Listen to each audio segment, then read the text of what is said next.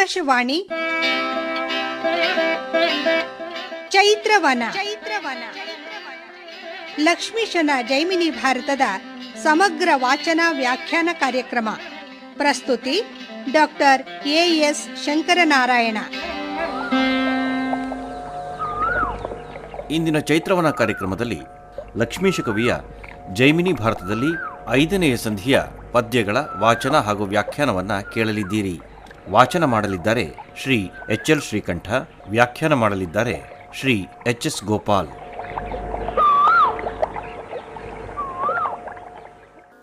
ಎಲೈ ಅಗ್ನಿಯೇ, ನಾನು ಮೊದಲು ದೇವಗುರು ಬೃಹಸ್ಪತಿಯ ಬಳಿ ಹೋಗಿ ನೀವು ನಮ್ಮ ಕುಲಗುರುಗಳು, ನೀವು ಯಜ್ಞ ಮಾಡಿಸಿ ಎಂದು ಬೇಡಿಕೊಂಡೆ.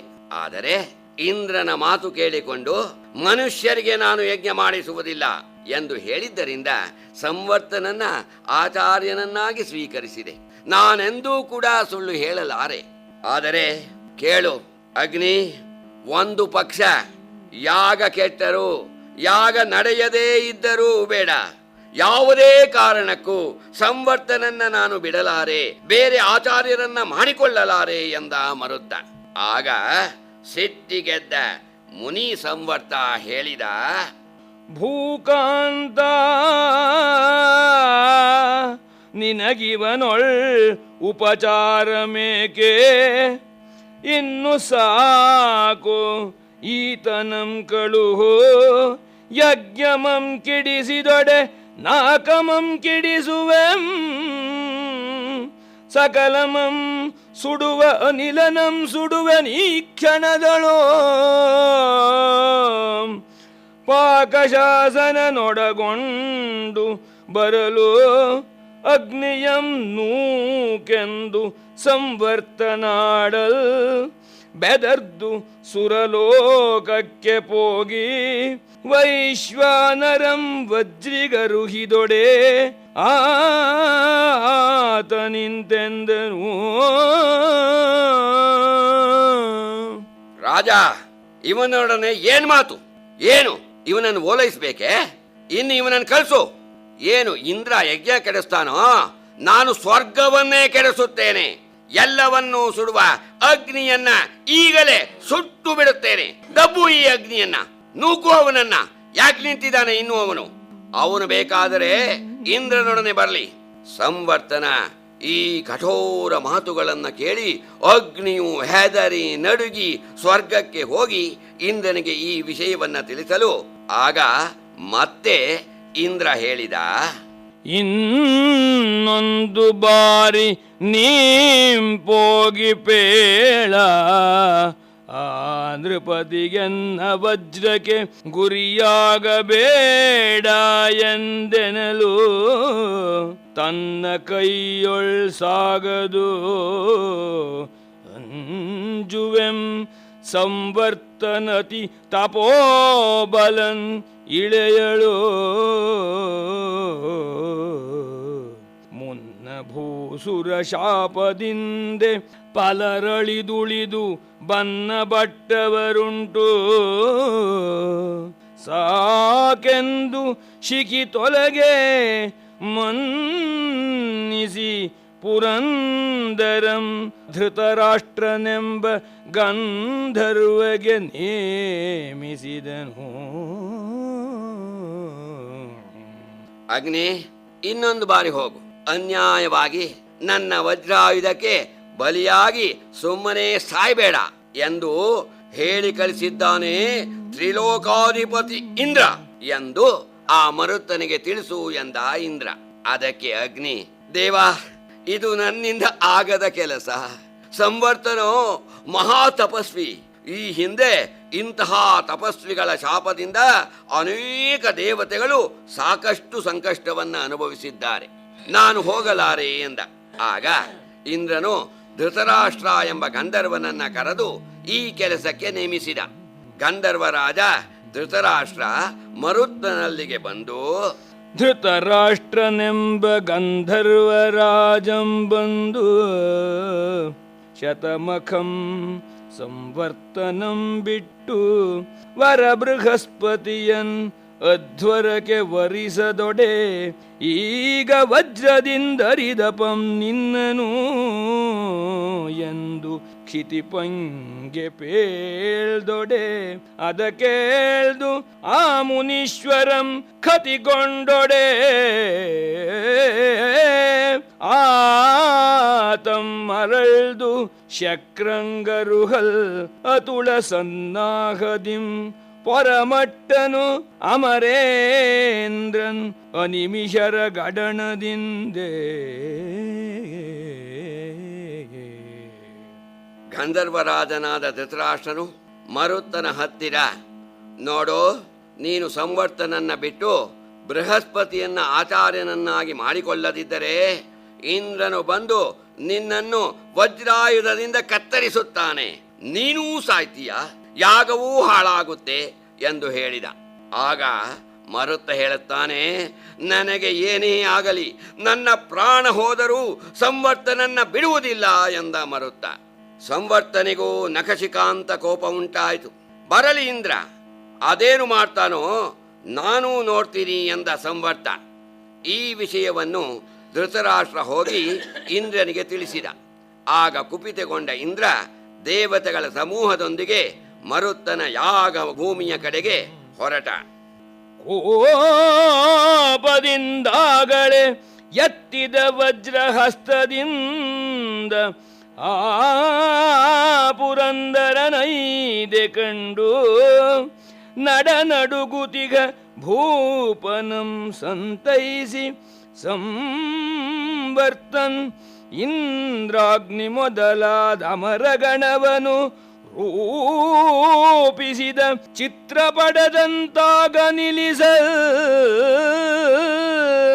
ಪ್ರತಾಪಂಗಳುಡುಗಿ ನಿರ್ಜರ ನಿಕರಂ ಅಳವಳಿಯಲ್ ಆ ಪರಮಧಾರ್ಮಿಕ ಮರುತ್ತಂ ತಪಸ್ವಿಯಂ ಬೇಡಿಕೊಂಡಂ ನಯದೊಳು.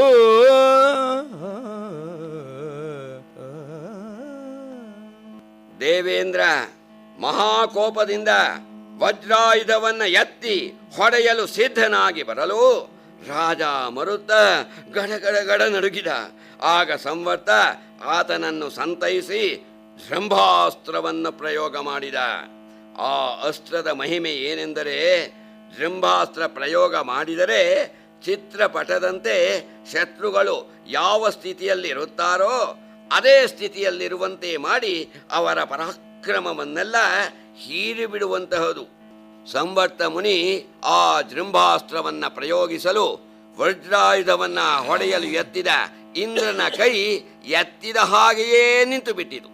ಹಾಗೆಯೇ ಉಳಿದ ದೇವತೆಗಳು ಯಾವ ಸ್ಥಿತಿಯಲ್ಲಿದ್ದರೋ ಅದೇ ಸ್ಥಿತಿಯಲ್ಲಿ ಚಿತ್ರಪಟದಂತೆ ಉಳಿದರು. ಹಾಗೂ ಅವರ ಪರಾಕ್ರಮ ಇಲ್ಲದಂತಾಗಿ ತೇಜೋಹೀನರಾದರು. ದೇವತೆಗಳ ಸ್ಥಿತಿ ಕಂಡು ಮಹಾಧಾರ್ಮಿಕನಾದ ಮರುತ್ತನು ಸಂವರ್ತನನ್ನ ಬೇಡಿಕೊಂಡ. ಎಲೆ ಮುನೀಶ್ವರ, ಎಲೆ ಮುನೀಶ್ವರ, ಹವಿರ್ಭಾಗಮಂ ಕೊಂಬ ಅಮರಕುಲಂ ಇಂತಿರಲ್ಬಹುದೇ ಪ್ರತ್ಯಕ್ಷಮಾಗಿ ಬಂದು ಒಲಿದು ಎನ್ನ ಯಾಗದೊಳ್ ವಿನಯದಂದೀಸಿಕೊಳಲ್ ಆಹುತಿಯ ಪಸುಗೆಗಳನ್ನು ಸಲಿಸಬೇಕೆನ್ನ ಭಿನ್ನಪವ ನೀ ಸುರಪನೊಳ್ ಕಲಹಮಂ ಬಿಡಿಸೆಂದು ಭೂವಲ್ಲಭಂ ಕೃತಾಂಜಲಿಯಿಂದೆ ಸಂವರ್ತನಂ ಪ್ರಾರ್ಥಿಸಿದೊಡೆ ಇತ್ತನಾ ನೃಪನ ವಾಂಛಿತವನು.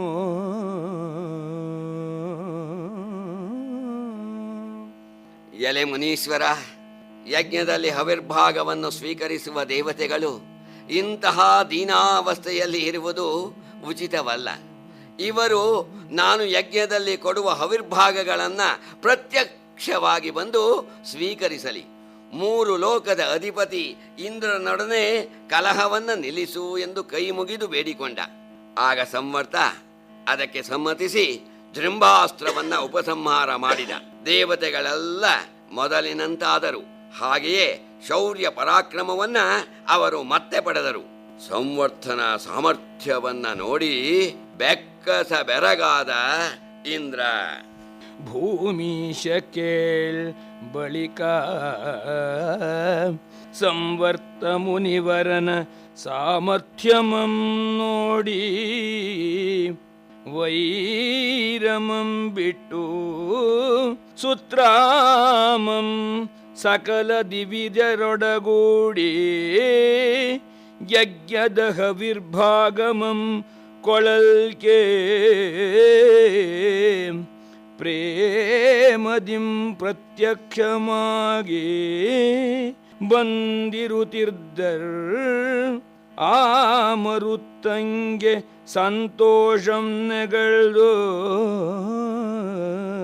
ಮಹಾಮಖಂ ನೆರೆದುದು ಸಮಸ್ತ ವೈಭವದ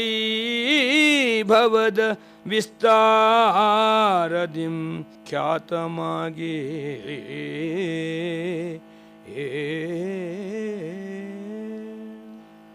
ಸಂವರ್ತನ ಸಾಮರ್ಥ್ಯವನ್ನ ನೋಡಿ ಬೆಕ್ಕಸ ಬೆರಗಾದ ಇಂದ್ರ ಆತನ ಮೇಲಿನ ವೈರವನ್ನ ಬಿಟ್ಟನು. ಆಚಾರ್ಯನಾದ ಸಂವರ್ತನು ಮರುತ್ತನ ಮೂಲಕ ಸ್ವಾಹಾಕಾರದಿಂದ ಇಂದ್ರಾದಿ ಎಲ್ಲ ದೇವತೆಗಳನ್ನು ಹವಿರ್ಭಾಗ ಸ್ವೀಕರಿಸಲು ಕರೆದಾಗ ಆಯಾ ದೇವತೆಗಳು ಪ್ರತ್ಯಕ್ಷ ಬಂದು ತಮ್ಮ ಹವಿರ್ಭಾಗವನ್ನ ಸ್ವೀಕರಿಸಿ ಹೋಗುತ್ತಿದ್ದರು. ಮರುತ್ತನ ಅಶ್ವಮೇಧ ಯಾಗವು ಸಂವರ್ತನ ಆಚಾರ್ಯತ್ವದಲ್ಲಿ ಮಹಾವೈಭವದಿಂದ ಯಾವ ಲೋಪವೂ ಇಲ್ಲದೆ ಸಾಂಗೋಪಾಂಗವಾಗಿ ನೆರವೇರಿತು. ವರ್ತಿಸಿತು ವೈದಿಕ ವಿಧಾನದಿಂದೆಸೆವ ಸಂವರ್ತ ಮುನಿ ಮಾಡಿಸೇ ಮಹಾಧ್ವರಂ ಸಕಲ ದಿವಿಜರ್ ತಮ್ಮ ತಮ್ಮ ಭಾಗಂಗಳಂ ಪ್ರತ್ಯಕ್ಷಮಾಗಿ ಕೈಕೊಂಡರಿರ್ದು ಮರ್ತ್ಯಲೋಕಂ ಕನಕಮಯಮಾಗೆ ಭೂಮಿ ಯಮರ್ ತೆಗೆದು ಹೊತ್ತ ದಕ್ಷಿಣಗಳಿಂ ದಣಿದು ಬಿಸುಟರ್ ತುಹಿನಗಿರಿಯೊಳ್ ಅಗಣಿತ ಹೇಮರಾಶಿಗಳನ್ ಏನೆಂಬೆನಚ್ಚರಿಯನು. ವೈದಿಕ ವಿಧಾನದಿಂದ ಸಂವರ್ತನು ಅಶ್ವಮೇಧ ಯಾಗವನ್ನ ಮಾಡಿಸಿದ. ದೇವತೆಗಳೇ ಪ್ರತ್ಯಕ್ಷವಾಗಿ ಬಂದು ತಮ್ಮ ಹವಿರ್ಭಾಗವನ್ನು ಸ್ವೀಕರಿಸಿದರು. ಬ್ರಾಹ್ಮಣರಿಗೆ ಯಥೇಚ್ಛ ಬಂಗಾರದ ದಕ್ಷಿಣೆ ಕೊಡಲು ಅವರು ಅದನ್ನು ಹೊತ್ತುಕೊಂಡು ಹೋಗಲಾರದೆ ಹಿಮವತ್ ಪರ್ವತದಲ್ಲಿ ಬಂಗಾರದ ನಾಣ್ಯಗಳನ್ನು ಬಿಸುಡಿ ಹೋಗಲು ಅದು ಅಲ್ಲಿ ರಾಶಿಯಾಗಿ ಬಿದ್ದಿತು. ಬಳಿಕ ಮರುತ್ತನು ಪಾರ್ಥಿವಾಗ್ರಣಿ ಮರುತ್ತಂ ಬಳಿಕ ವಿನಯದಿಂ ಪ್ರಾರ್ಥಿಸಿದನ್ ಇಂದ್ರಾದಿಗಳನ್ನು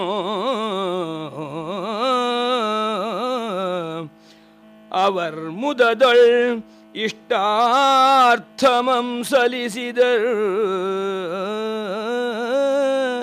ತಣಿದರ್ ಅಲಸಿದರ್ ದ್ವಿಜರ್ ಭೂರಿ ದಕ್ಷಿಣೆಗಳಿಂದೇ ಸ್ವಾರ್ಥಮೆಲ್ಲ ಮನಿತ್ತು ಸಂವರ್ತ ಮುನಿಗೆ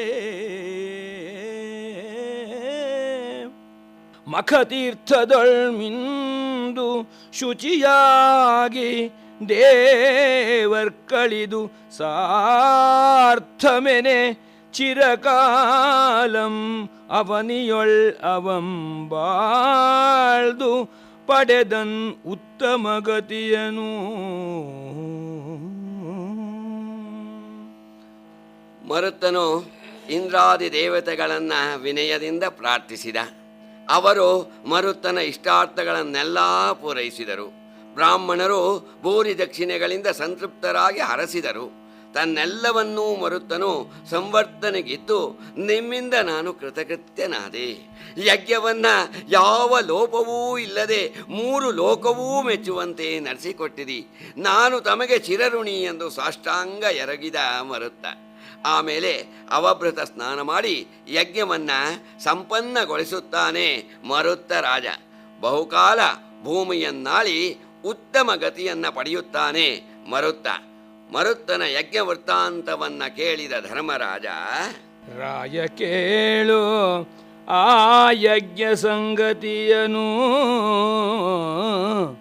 ಆ ಬಾದರಾಯಣಂ ಪೇಳೆ ಬಳಿಕವನಿಪಂ ಧರ್ಮಸಾರಾಯಮಂ ಕೇಳ್ದನು. ಮುನಿವರನೊಳು ಆವನರನ್ ಆವಕೃತ್ಯಂ ಗೆಯರು ಬೀಯದ ಜಸಂ ಬಳೆವುದಿಲ್ಲಿ. ನಾರಕದ ಬಿರು ಬೀಯದ ಸುಖಂ ಪರದೊಳ್ ಎಂತು ದೊರಕೊಂಬುದೆಂಬ ಈ ಅವಸ್ಥೆಯನ್ ಎನಗೆ ವಿಸ್ತರಿಸಿ ಪೇಳುವುದೇನೆ ಶುಕತಾತ ನಿಂತೆಂದನು.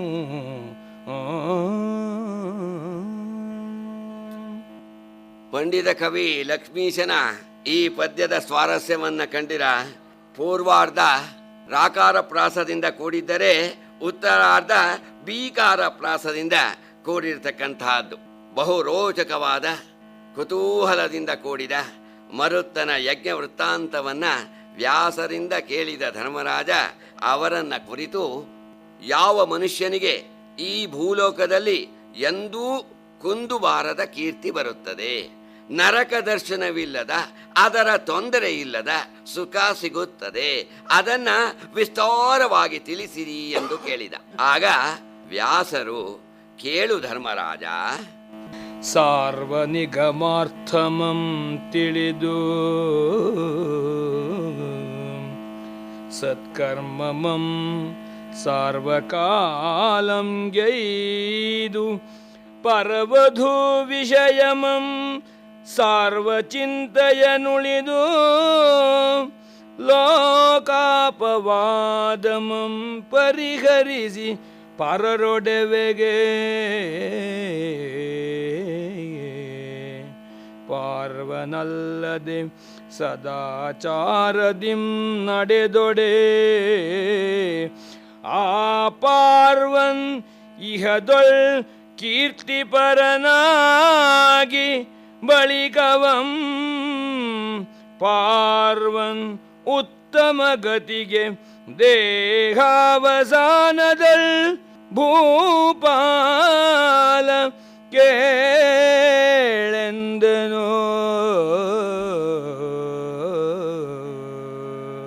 ಸಮಸ್ತ ವೇದಾರ್ಥವನ್ನ ತಿಳಿದು ಸದಾ ಸತ್ಕರ್ಮದಲ್ಲೇ ನಿರತನಾಗಿ ಪರಸ್ತ್ರೀ ಚಿಂತೆಯನ್ನ ಯಾವಾಗಲೂ ಮಾಡದೆ ಚಿಂತೆಯನ್ನು ಬಿಟ್ಟು ಸದಾಚಾರದಿಂದ ನಡೆಯುವ ಇಹದಲ್ಲೂ ಸುಖ ಪಡುತ್ತಾನೆ, ಮರಣಾನಂತರವೂ ಉತ್ತಮ ಗತಿಯನ್ನ ಪಡೆಯುತ್ತಾನೆ.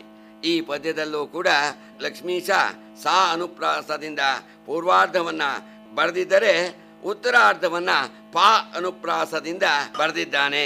ಈ ಪದ್ಯಕ್ಕೆ ಒಂದು ವಿಶೇಷ ಶೋಭೆಯನ್ನ ತಂದಿದೆ. ಸರ್ವಧರ್ಮಗಳನರಿದು ಓವಿದೊಡೆ ರಣಕ್ಕೆ ಬೇಸರ್ವನಲ್ಲದೊಡೆ ಆತ್ಮವಿದನಾದೊಡೆ ಇಳೆಯೊಳ್ ಪೆಸರ್ವಡೆದು ಕ್ಷತ್ರಿಯಂ ಕಾದಿಮಡಿದೊಡೆ ಸೂರೆಗೊಂಬನ್ ಅಮರಾವತಿಯನು ದುರ್ವಚನಮಂ ನುಡಿಯದ ಅತಿಥಿಗಳ ಕೆಡೆ ನುಡಿಯದ ಉರ್ವಧನಮಂ ಕೂಡಿ ಗೋರಕ್ಷಣಂ ಮಾಡ್ಪುದು ಉರ್ವರೆಯೊಳಿದು ಕೀರ್ತಿ ವೈಶ್ಯಂಗೆ ಪರಗತಿ ಮುಕುಂದ ಸೇವೆಯೊಳಪ್ಪುದು.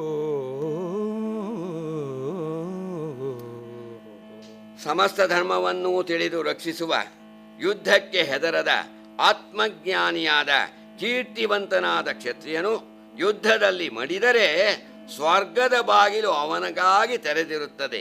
ಹಾಗೆಯೇ ಕೆಟ್ಟ ಮಾತನ್ನಾಡದೆ ಅತಿಥಿಗಳನ್ನು ಸತ್ಕರಿಸುವ, ಗೋರಕ್ಷಣೆ ಮಾಡುವ ವೈಶ್ಯನು ಮುಕುಂದನ ಸೇವೆ ಮಾಡಿದರೆ ಧನವಂತನಾಗಿ ಕೊನೆಯಲ್ಲಿ ಉತ್ತಮ ಗತಿ ಪಡೆಯುತ್ತಾನೆ.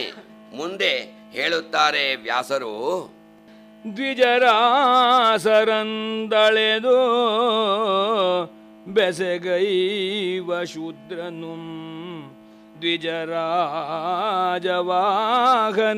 ಸ್ಮರಣೆಯಿಂದೇ ಐದುವಂ ದ್ವಿಜರಾಜ ಸನ್ನಿಭದ ಸುಗತಿಯಂ ಜಗದೊಳ್ ಅಂತದು ಕುಲಸ್ತ್ರೀಯರೊಳಗೆ ನಿಜನಾಥ ಭೀತೆ ಸುಚರಿತ್ರೆ ಗುಣವತಿ ಮಾನಿನಿ ಜನಾಪವಾದ ವಿರಹಿತೆ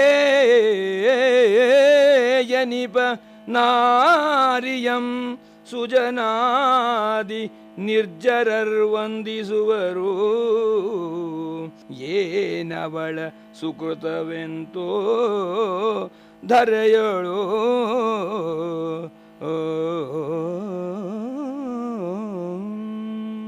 ಸೇವಾಧರ್ಮವನ್ನ ಸರಿಯಾಗಿ ಮಾಡುವನು ಗರುಡ ವಾಹನ ವಿಷ್ಣುವಿನ ಸ್ಮರಣೆ ಮಾಡಿ ಗರುಡನಂತೆ ಒಳ್ಳೆಯ ಗತಿಗೆ ಪಾತ್ರನಾಗುತ್ತಾನೆ. ಇನ್ನು ಪತಿವ್ರತೆ, ಸುಚರಿತೆ, ಗುಣವಂತೆ, ಜನಾಪವಾದವಿಲ್ಲದ ಸ್ತ್ರೀಯನ್ನು ಸತ್ಪುರುಷರೂ ದೇವತೆಗಳೂ ಕೂಡ ವಂದಿಸುವರು. ಅವಳ ಪುಣ್ಯವನ್ನ ಹೊಗಳುವುದಾದರೂ ಹೇಗೆ? ಪತಿ ದೈವಮೆಂದರಿದು ನಡೆವ ಸತಿಗಹುದು ಪರಗತಿಯಲ್ಲದ ಅಂಗನೆಯರ್ ಅತಿ ಸಾಹಸಿಗಳ್ ಅವರ ಕೃತಕಶೀಲಂಗಳಂ ನಂಬಲಾಗದು ಮೇಣ್ ಸ್ವತಂತ್ರಮಂ ಕುಡಲಾಗದು ಪಿತನಿಂದೆ ಬಾಲ್ಯದೊಳ್ ಪತಿಯಿಂದೆ ಹರೆಯದೊಳ್ ಸುತನಿಂದೆ ವೃದ್ಧಾಪ್ಯದೊಳ್ ಕುಲಸ್ತ್ರೀ ಸುರಕ್ಷಿತೆಯಾಗದಿರ್ದೊಡೆ ಅವಳಿಂದೆ ನಿಜವಂಶ ಕುಪಗತಿ ಬಾರದಿರದು ಇಳೆಯೊಳ್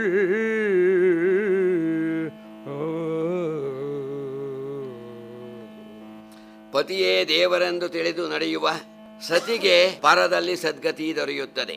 ಇಲ್ಲಿ ಕವಿಯ ಆಶಯ ಹೆಣ್ಣು ಸ್ವೇಚ್ಛಾಚಾರಿಯಾಗಿರಬಾರದು ಎನ್ನುವುದೇ ಆಗಿದೆ. ಮುಂದಿನ ಪದ್ಯದಲ್ಲಿ ಶ್ಲೇಷಾಲಂಕಾರವನ್ನ ಬಹಳ ಸ್ವಾರಸ್ಯವಾಗಿ ಬಳಸಿದ್ದಾನೆ ಕವಿ ಲಕ್ಷ್ಮೀಶ. ವರಯಜ್ಞಶಾಲೆಯುಂ ಬಾಲೆಯುಂ ದ್ವಿಜಪಂಕ್ತಿ ಪರಿಶೋಭಿಸದೊಡೆ ಸತ್ಕವಿತೆಯುಂ ಯುವತಿಯುಂ ಚರಣಗತಿ ಸಮತೆವೆತ್ತಿರದೊಡೆ ಅಬ್ಜಾರಿಯುಂ ನಾರಿಯುಂ ಚಾರುತರದ ಕರಭೋರು ಕ್ರಾಂತಿ ಸಂಯುಕ್ತಮಾಗಿರದಿರ್ದೊಡೆ ಅರಸಾಳ್ವಧರಣಿಯುಂ ತರುಣಿಯುಂ ಶಾಲಿಸಂ ಸುಂದರಮಾಗಿರದೊಡೆ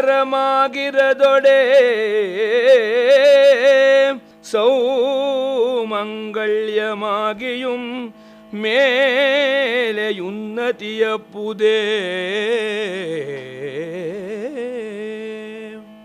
ಈ ಪದ್ಯದಲ್ಲಿ ಶ್ಲೇಷಾಲಂಕಾರವನ್ನ ಕವಿ ಲಕ್ಷ್ಮೀಶ ಬಹಳ ಸ್ವಾರಸ್ಯವಾಗಿ ಬಳಸಿದ್ದಾನೆ. ಯಜ್ಞಶಾಲೆಯುಂ ಬಾಲೆಯುಂ ದ್ವಿಜ ಪಂಕ್ತಿ ಪರಿಶೋಭಿಸಿದೊಡೆ ಉನ್ನತಿಯಪ್ಪುದೇ. ಇಲ್ಲಿ ಯಜ್ಞಶಾಲೆ, ಬಾಲೆ ಇವೆರಡೂ ಕೂಡ ದ್ವಿಜ ಪಂಕ್ತಿಯಿಂದ ಶೋಭಾಯಮಾನವಾಗದೇ ಇದ್ರೆ ಏಳ್ಗೆಯನ್ನು ಹೊಂದೋದಿಲ್ಲ. ಅಂದ್ರೆ ಏನರ್ಥ? ಯಜ್ಞಶಾಲೆಯಲ್ಲಿ ದ್ವಿಜ ಪಂಕ್ತಿಯಿಂದ ಕೂಡಿರಬೇಕು, ಯಜ್ಞಶಾಲೆಯು ಬಾಲೆಯು ಅಂತ. ಇಲ್ಲಿ ದ್ವಿಜ ಪಂಕ್ತಿಗೆ ಎರಡು ಅರ್ಥ ಬರುತ್ತೆ.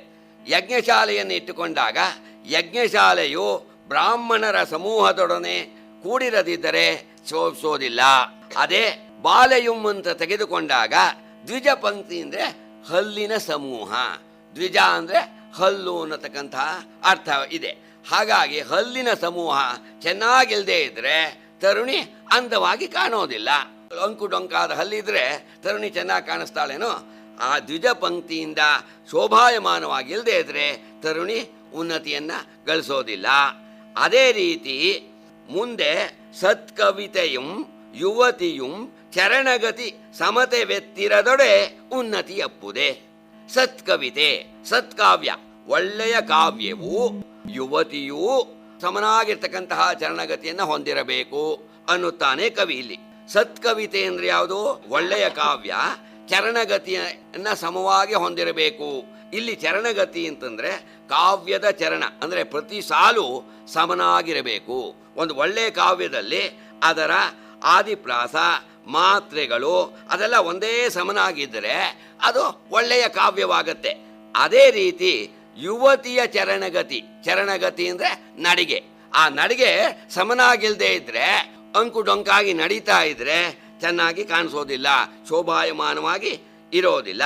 ಮುಂದೆ ಹೇಳ್ತಾ ಹಾಗೆಯೇ ಅಬ್ಜಾರಿಯುಂ ನಾರಿಯುಂ ಕರಬೋರು ಕಾಂತಿ ಸಂಯುಕ್ತವಾಗಿರದಿರ್ದೊಡೆ ಉನ್ನತಿ ಅಪ್ಪುದೆ. ಅಬ್ಜಾರಿ ಅಂತಂದ್ರೆ ಚಂದ್ರ, ನಾರಿ ಅಂದ್ರೆ ಹೆಣ್ಣು. ಎರಡಕ್ಕೂ ಒಂದೇ ಪದವನ್ನು ಹೇಳ್ತಾನೆ. ಕರಬೋರು ಕ್ರಾಂತಿ ಸಂಯುಕ್ತವಾಗಿರದಿರ್ದೊಡೆ. ಕರಬೋರು ಕ್ರಾಂತಿ ಅಂತಂದ್ರೆ ಚಂದ್ರನನ್ನು ನಾವು ಇಟ್ಕೊಂಡಾಗ ಪ್ರಕಾಶಮಾನ ಅಂತ, ಅಂದರೆ ಪ್ರಕಾಶ ಇಲ್ಲದೆ ಇರ್ತಕ್ಕಂತಹ ಚಂದ್ರ ಹೇಗೆ ಶೋಭಾಯಮಾನವಾಗಿ ಕಾಣೋದಿಲ್ವೋ, ಹೆಣ್ಣು ಅಂತ ತೆಗೆದುಕೊಂಡಾಗ ಕರಬೋರು ಕ್ರಾಂತಿ, ಕರಬ ಅಂದ್ರೆ ಸೊಂಡಲು ಅಂತ ಅರ್ಥ. ಆನೆಯ ಸೊಂಡಿನಂತೆ ಒಳ್ಳೆಯ ತೊಡೆಯನ್ನು ಹೊಂದಿಲ್ಲದೆ ಇದ್ರೆ ಹೆಣ್ಣು ಸುಂದರವಾಗಿ ಕಾಣೋದಿಲ್ಲ ಅನ್ನತಕ್ಕಂತಹದ್ದು ಅರ್ಥ ಬರುತ್ತೆ. ಮುಂದೆ ಹೇಳ್ತಾ ಕವಿ ಹೇಳ್ತಾನೆ, ಅರಸಾಲ್ವ ಧರಣಿಯುಂ ತರುಣಿಯುಂ ಸುಂದರಮಾಗಿರದೊಡೆ ಅಂತ ಹೇಳ್ತಾನೆ. ಇಲ್ಲಿ ಅರಸಾಲ್ವ ಧರಣಿಯುಂ, ರಾಜ ಆಳತಕ್ಕಂತಹ ರಾಜ್ಯ ಇದೆಯಲ್ಲ ಅದು ಶಾಲಿ ಸುಂದರವಾಗಿರಬೇಕು. ಶಾಲಿ ಅಂತಂದ್ರೆ ಭತ್ತದ ಗದ್ದೆ, ಭತ್ತದ ಗದ್ದೆಯಿಂದ ನಳನಣಿಸ್ತಾ ಇರಬೇಕಂತೆ. ಭೂಪ್ರದೇಶ ಭತ್ತದ ಗದ್ದೆಗಳಿಂದ ಆವೃತವಾಗಿರಬೇಕು.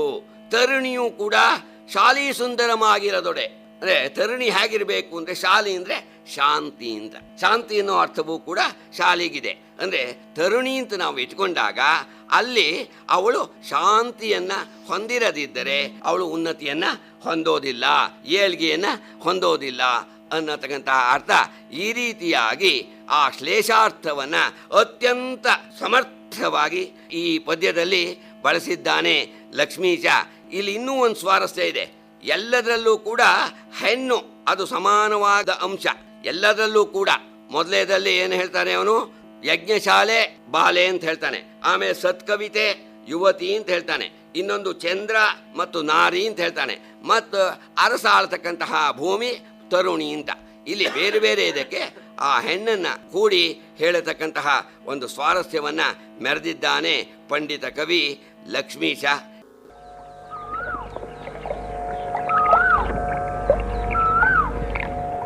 ಇದುವರೆಗೆ ಲಕ್ಷ್ಮೀಶ ಕವಿಯ ಜೈಮಿನಿ ಭಾರತದಲ್ಲಿ 5ನೆಯ ಸಂಧಿಯ ಕೆಲ ಪದ್ಯಗಳ ವಾಚನ ಹಾಗೂ ವ್ಯಾಖ್ಯಾನವನ್ನು ಕೇಳಿದಿರಿ. ವಾಚನ ಮಾಡಿದವರು ಶ್ರೀ ಎಚ್.ಎಲ್. ಶ್ರೀಕಂಠ, ವ್ಯಾಖ್ಯಾನ ಮಾಡಿದವರು ಶ್ರೀ ಎಚ್.ಎಸ್. ಗೋಪಾಲ್. ಚೈತ್ರವನ ಕೇಳಿದ್ರಿ. ಕಾರ್ಯಕ್ರಮದ ಪ್ರಸ್ತುತಿ ಡಾಕ್ಟರ್ ಎ.ಎಸ್. ಶಂಕರನಾರಾಯಣ. ನಿರ್ಮಾಣ ನೆರವು ಸಂಜೀವ ಆರ್ ನಾಮಣ್ಣವರ್. ಇದು ಇಂದಿನ ಚೈತ್ರವನ.